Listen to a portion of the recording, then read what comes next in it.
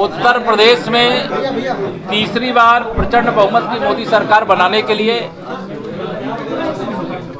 आंधी कहूँ या सुनामी कहूँ, मुझे समझ में नहीं आ रहा। आप अपने से लिख सकते हो, लेकिन यूपी की 80 की 80 सीटें भारतीय जनता पार्टी गठबंधन जीतेगा और माननीय नरेंद्र मोदी जी तीसरी बार देश के प्रधानमंत्री बनेंगे। हमारी चाहे यह बरेली सीट हो, चाहे आंवला हो, चाहे बदायूं हो, अब किसी का कोई गढ़ नहीं रहा। केवल उत्तर प्रदेश में कोई गढ़ है तो वो भारतीय जनता पार्टी का गढ़ है। भारतीय जनता पार्टी के प्रति सभी वर्गों का समर्थन है और माननीय प्रधानमंत्री जी ने जो सबसे बड़ी बात कही है कि मेरे लिए देश में 4 जातियां हैं, पहली गरीब, दूसरा युवा, तीसरा महिलाएं, चौथा किसान, और इन्हीं चारों के लिए मैं पूरी जिम्मेदारी से दिन रात मेहनत कर रहा हूं और आगे भी करूंगा। देश की प्रगति बहुत तेजी से हो रही है। उत्तर प्रदेश सभी मोर्चों पर सफलतापूर्वक आगे बढ़ रहा है। कानून व्यवस्था चुस्त और दुरुस्त है। अपराधियों में डर का और भय का माहौल है। पहले बरेली के हालात बद से बदतर होते थे, लेकिन आज विकास की रफ्तार भी है, आज बिजली की उपलब्धता भी है, आज युवाओं के उज्जवल भविष्य का मार्ग प्रशस्त हो रहा है। आप किसी बरेली से होते हुए जो हमारा गंगा एक्सप्रेस वे है वह भी आप देख रहे हैं तेजी से निर्माणाधीन है, निर्माण हो रहा है। पूरे प्रदेश के अंदर एक अनुकूल वातावरण है। इसलिए 2014 का लोकसभा जब हम जीते थे तो किसी को ये भरोसा नहीं था कि हम 2017 में भी सरकार उत्तर प्रदेश में बनाएंगे, लेकिन 14 की लोकसभा की तरह 17 की विधानसभा भी जीते और फिर 19 में सपा, बसपा, कांग्रेस, राष्ट्रीय लोकदल ने गठबंधन कर लिया। गठबंधन के बाद भी 64 सांसद हमारे उस समय जीते, 51% वोट मिला। बाद में 2 उपचुनाव जो सपा अपना गढ़ मानती थी, चाहे वो रामपुर लोकसभा हो, चाहे आजमगढ़ लोकसभा हो, वहाँ पर भी भारतीय जनता पार्टी ने बड़े अंतर से विजय प्राप्त की है। 2024 में सभी सीटों पर विजय प्राप्त करने की भारतीय जनता पार्टी जोरदार तैयारी कर रही है। विपक्षी गठबंधन के पास न कोई नेता है, न उनके पास कोई मुद्दा है, न देश के लिए कोई उनके पास विजन है। उनके पास एक ही एजेंडा है कि कब देश की एक आदिवासी समाज की बेटी राष्ट्रपति बने तो उनका कैसे अपमान किया जाए, एक किसान का बेटा देश का उपराष्ट्रपति बने तो उनका कैसे अपमान किया जाए, एक गरीब माँ बाप का बेटा पिछड़े वर्ग से आने वाले माननीय नरेंद्र मोदी जी देश के प्रधानमंत्री बने, उनका कैसे अपमान किया जाए। यह इन विरोधियों को बर्दाश्त नहीं हो रहा। जो विरोधियों का गठबंधन है उसे मैं ठगबंधन कहता हूँ, और वह ठगबंधन दिशा विहीन है। उसके पास कोई दिशा नहीं है। जितने दल हैं, जितने नेता हैं, उतने प्रधानमंत्री पद के उम्मीदवार। इसलिए मैं आज यहाँ यही कह सकता हूँ, तीसरी बार मोदी सरकार उत्तर प्रदेश में 80 की 80, देश में 400 पार भाजपा की माननीय नरेंद्र मोदी जी के नेतृत्व में फिर से सरकार बनेगी। इस समय एक बहुत बड़ा कार्यक्रम, एक संकल्प देश के सामने है कि 2047 तक जब आज़ादी के 100 वर्ष पूरे होंगे, हम विकसित भारत के संकल्प को पूरा करेंगे। उसके लिए विकसित भारत संकल्प यात्रा चल रही है। उस यात्रा के कार्यक्रम में मैं कल शामिल होने का कार्यक्रम करूंगा और हमारा प्रयास है, और ये यात्रा हर गांव में जा रही है और माननीय मोदी जी की गारंटी है।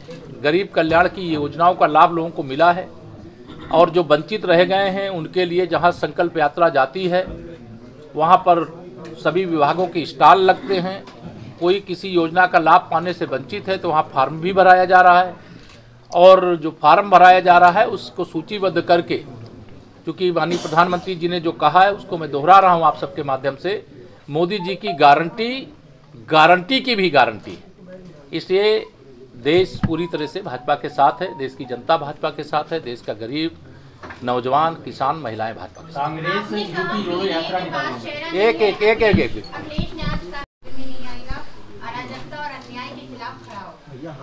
देखिए, श्री अखिलेश यादव जी का जो पीडीए है ना, वो परिवार के डेवलपमेंट अथॉरिटी के रूप में उसे जानिए। पीडीए का मतलब परिवार डेवलपमेंट अथॉरिटी। वह कभी भी श्री मुलायम सिंह यादव जी का जो परिवार है उस परिवार के बाहर सोच नहीं सकती। भारतीय जनता पार्टी ने अभी श्री मोहन सिंह यादव जी को मध्य प्रदेश का मुख्यमंत्री बनाया है और भारतीय जनता पार्टी ने अभी मध्य प्रदेश, राजस्थान, छत्तीसगढ़ में ऐतिहासिक जीत दर्ज की है। और 2024 से पहले यहाँ विपक्षी सब मिलकर के कहते थे यह सेमीफाइनल है, तो वह सेमीफाइनल भी हारे हैं और फाइनल भी हारेंगे। जी, कांग्रेस यादव ने कहा है कि अमेरिका कांग्रेस यूपी जोड़ो यात्रा निकाल रही है, यूपी में क्या कहेंगे? वो यात्रा निकालने के लिए कोई दल कुछ कर सकता है। जैसे खाट पंचायत के बाद जनता ने खटिया खड़ी कर दी थी, वैसे उनका हो जाएगा। अखिलेश यादव ने कहा है कि जैसे अमेरिका में वोटिंग होती है वैसे होनी चाहिए। देखिए, श्री अखिलेश यादव जी जब सत्ता में आए थे तो उस समय उस प्रकार से वोटिंग नहीं हुई थी, लेकिन चुनाव आयोग पर लांछन लगाना, चुनाव हारने का बहाना एडवांस में खोजना, यह सारे विपक्षी शुरू करेंगे अभी से। क्योंकि सत्ता के बिना, ये जैसे पानी के बिना मछली तड़पती है, वैसे सत्ता के बिना सपा बसपा कांग्रेस के लोग तड़प रहे हैं, भाजपा विरोधी तड़प रहे हैं, मोदी विरोधी तड़प रहे हैं। लेकिन जनता भाजपा के साथ है, मोदी जी के साथ है और देश के विकास के साथ है, देश को विश्व गुरु बनाने के साथ है, देश को 5वीं अर्थव्यवस्था से 3री अर्थव्यवस्था बनाने के साथ है। भारत हर क्षेत्र में आगे बढ़ रहा है। धारा 370 हट गई। अयोध्या में श्री राम जन्मभूमि पर भव्य मंदिर का निर्माण पूरा हो रहा है। 22 जनवरी 2024 को जो विरोधी कहते थे, हम लोग जब नारा लगाते थे रामलला हम आएंगे, मंदिर भव्य बनाएंगे, तो विरोधी एक ही बात कहते थे, ये तारीख नहीं बताएंगे। अब तो 22 जनवरी को डंका बज रहा है। 550 साल बाद भगवान श्री राम अपने जन्म स्थान पर विराजमान हो रहे हैं। गर्व की बात यह है कि शायद विश्व में कोई भी ऐसा धार्मिक स्थल नहीं बना होगा जिसमें पूरे देश और दुनिया के राम भक्त हिंदुओं का योगदान हो। अयोध्या में बनने वाला जो श्री राम जन्मभूमि पर मंदिर है, उसमें लगभग हर राम भक्त का योगदान है। किसी का ₹1.25 होगा, किसी का 1.25 लाख होगा। ये राष्ट्र मंदिर है, ये हर राम भक्त का मंदिर है और आने वाले अनंत काल तक इस पर देश और दुनिया के राम भक्त गर्व करेंगे कि यह मंदिर किसी व्यक्ति का नहीं, हर राम भक्त का मंदिर। किसानों की बात करें, काहे के लिए पूरी बहुत सारी व्यवस्था चुस्त और दुरुस्त रहेगी। और सभी से अपील है कि 22 जनवरी को श्री राम जन्मभूमि तीर्थ क्षेत्र ट्रस्ट ने जिन्हें आमंत्रित किया है, उनका अयोध्या आगमन हो और उनका स्वागत करने के लिए सारी तैयारियां हैं। लेकिन बाकी सब राम भक्तों से यही अपील ट्रस्ट ने भी किया है, मैं भी कर रहा हूं कि 22 जनवरी को प्राण प्रतिष्ठा के बाद अब तो रामलला सदा सदा विराजमान रहेंगे। उस समय ना आवे 2-3 दिन, उसके बाद आवे, रामलला का दर्शन करें। वैसे भारी भीड़ अभी भी अयोध्या में आ रही है और यह चूँकि राम भक्तों की, राष्ट्र भक्तों की सरकार है। सपा बसपा कांग्रेस की सरकारों में राम भक्तों पर लाठी चलाई जाती थी, गोली चलाई जाती थी, जेल भेजा जाता था। लेकिन भारतीय जनता पार्टी की सरकार में राम भक्तों पर फूल बरसाए जाते हैं, उनका स्वागत किया जाता है, उनका सत्कार किया जाता है। शिव भक्तों की कांवड़ यात्रा पे रोक नहीं लगती है, भगवान कृष्ण के भक्तों की भी सेवा होती है। हमारा लक्ष्य भक्तों की जो समस्या है उसको दूर करना। धन्यवाद। मनोज झा ने कहा है कि अखिलेश यादव ने को लेकर ट्वीट किया है कि यूपी पे 2.5 लाख करोड़ का कर्ज हो गया, इसीलिए देखिए, श्री अखिलेश यादव जी, मैंने कहा कि वह सत्ता के बिना बेचैन है और अब वो कभी सत्ता में आने वाले नहीं हैं। तो इस प्रकार के ट्वीट आएंगे जब देश का अर्थव्यवस्था का आकार, मैंने कहा कि हमारी देश की अर्थव्यवस्था इस समय 5वें नंबर पर है। हमारे प्रदेश का योगदान जो जीडीपी पे इस समय है, वह देश के दूसरे या तीसरे नंबर पे हमारा राज्य आ गया है। 9% से अधिक योगदान देश की जीडीपी पे हमारा है। तो श्री अखिलेश यादव जी को अफवाह फैलाना, बरगलाना और बात करना पीडीए की और काम करना परिवार के लिए, तो इसीलिए मैंने कहा कि श्री अखिलेश यादव जी का PDA, Parivar development authority, PDA। Shivpal Yadav ji ने कहा है कि शिवपाल जी को छोड़ो यार, उनको जो